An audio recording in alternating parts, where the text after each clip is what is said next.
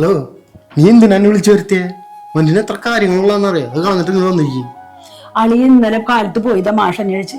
ഈ നേരം വരെ വന്നിട്ടില്ല. അത് എവിടെങ്കിലും കുടിച്ച് കിടക്കണ്ടാവും. ആള് കുടി നിർത്തിയേട്ടാ. പിന്നെ കുടി നിർത്തണ്.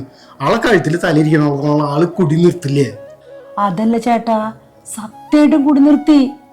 ഇതിനൊക്കെ കാരണം ആ മാഷ ഉപദേശം കേട്ട് കുടി തീരെ നിർത്തി. പിന്നെ ആള് ചെറുതായിട്ട് കുടിച്ചു തുടങ്ങിയപ്പോ നിന്നോട് ഞങ്ങൾ പറഞ്ഞതാ, ആളൊന്നും ശ്രദ്ധിച്ചോന്ന്. നീ അന്ന് ഞങ്ങളെ വില വെച്ചില്ലേ, ഞങ്ങളോട് തർക്കിച്ചു തന്നു. നീ അനുഭവിക്കേ. ഇപ്പൊ അങ്ങനെയല്ല ആള്. ദൈവത്തിനാണ് കുടി നിർത്തി. എനിക്കൊരു സമാധാനമില്ല ചേട്ടാ. ഇന്നലെ രാത്രി ഒരു പോളെ കണ്ണടച്ചിട്ടില്ല ഞാൻ, അറിയോ? ആള് സാധാരണ എത്ര വൈകാറുണ്ടാ? കാണാനില്ലല്ലോ, അവിടെ പോയി അന്വേഷിക്കണ്ടാവോ? എന്താ ചെയ്യാ, ആളെന്ന് കാണേണ്ടത് അത്യാവശ്യമാണല്ലോ. എന്താ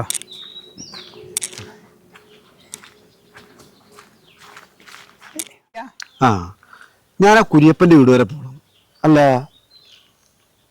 നിന്റെ പേര് ശിവനെന്നല്ലേ? അതെ പക്ഷേ എടോ, ഇനി എന്നെങ്കിലും ഈ മദ്യപാനൊക്കെ നിർത്തി നല്ലൊരു മനുഷ്യനായി ജീവിച്ചോടെ നിങ്ങൾക്ക്?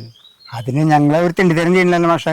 വൈകുന്നേരം ജോലിക്കൊക്കെ പോയി വരുമ്പോൾ 2 മണി 2 എണ്ണം വൈകുന്നേരം പഠിക്കും, അത്ര തന്നെ.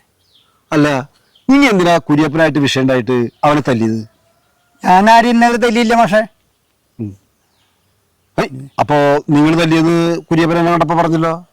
അത് ഞാനല്ല പക്ഷേ, ആ ചന്ദ്രനാ. മാഷിക്ക് വല്ല സംശയം ഉണ്ടെങ്കിൽ ആ പ്രാഞ്ചേട്ടനെ അറിയാം. പ്രാഞ്ചേട്ടൻ സംഭവ സ്ഥലത്തിന് ആളോട് ചോദിച്ചാൽ അറിയാം. ഞാനൊരു കാര്യം പറയാം, ഏത് ചന്ദ്രനായാലും സൂര്യനായാലും മര്യാദക്ക് ജീവിച്ചു കൊള്ളണം. അല്ലെങ്കിലേ പോലീസ് സ്റ്റേഷനായി ഞാൻ എണീക്കും. മനസ്സിലായോ? ഇയാളെ കൊണ്ട് തോറ്റില്ല.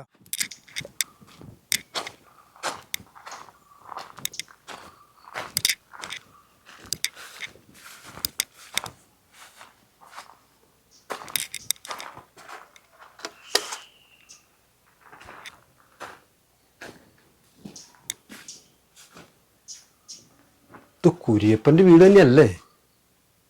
ഇനി കുര്യപ്പൻ ഇവിടെ ഇല്ലേ? മാഷെ, കുടിക്കാൻ നീരെടുക്കാം. അപ്പോ നിങ്ങളുടെ ബന്ധുവീടുകളൊക്കെ അന്വേഷിച്ചോ? എല്ലായിടത്തും അന്വേഷിച്ചു പക്ഷേ ഇനി അന്വേഷിക്കാത്ത ഒരു സ്ഥലവും ഇല്ല.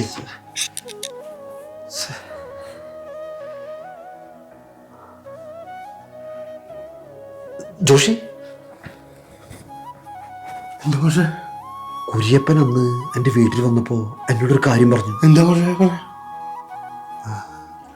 അവൻ വീട്ടിലോട്ട് വരുന്ന വഴി അവൻ്റെ കൂട്ടുകാരെ കണ്ടെന്നും വക്കാണാവുകയും ആകെ പ്രശ്നം ഉണ്ടായെന്ന് എന്നോട് പറഞ്ഞു. അതിലൊരുത്തൻ അവനോട് ഒരു വാക്ക് പറഞ്ഞു. എന്താ പക്ഷേ? അവൻ ഇനി സ്വസ്ഥമായി ജീവിക്കാൻ സമ്മതിക്കില്ലെന്ന്.